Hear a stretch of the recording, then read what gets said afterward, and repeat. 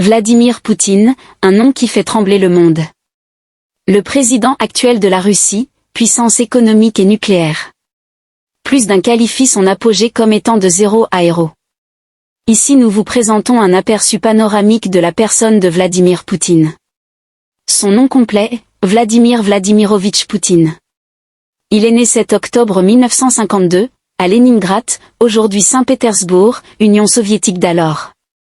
Vladimir Poutine est né dans une famille ouvrière. Son père, Vladimir Spiridonovitch Poutine, a servi dans la marine soviétique pendant la Seconde Guerre mondiale, et sa mère, Maria Ivanovna Poutina, a travaillé dans une usine. Poutine a grandi dans un appartement communautaire, une situation courante en Union soviétique à cette époque.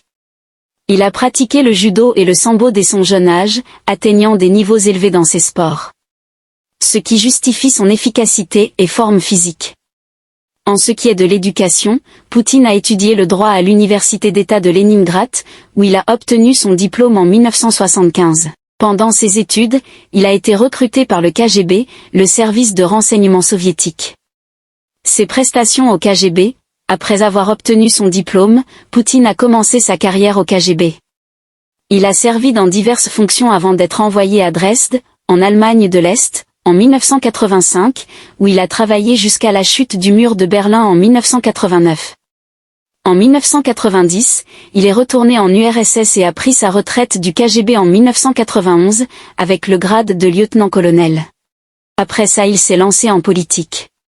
De retour à Saint-Pétersbourg, Poutine a travaillé pour Anatoly Sobchak, maire de la ville, en tant que conseiller aux affaires internationales.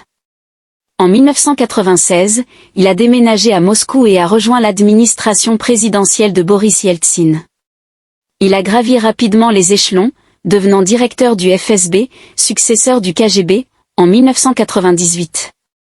Plus tard, il est devenu Premier ministre en août 1999. Comment est-il devenu chef d'État? Eh bien, le 31 décembre 1999, Boris Yeltsin a démissionné et a nommé Poutine président par intérim. Poutine a remporté l'élection présidentielle en mars 2000 et a été réélu en 2004. Durant ses 2 premiers mandats, il a été crédité d'avoir stabilisé l'économie russe, mais aussi critiqué pour ses tendances autoritaires et les violations des droits de l'homme. Quoi qu'il en soit, Poutine reste l'un des grands contrôleurs de la tectonique du monde.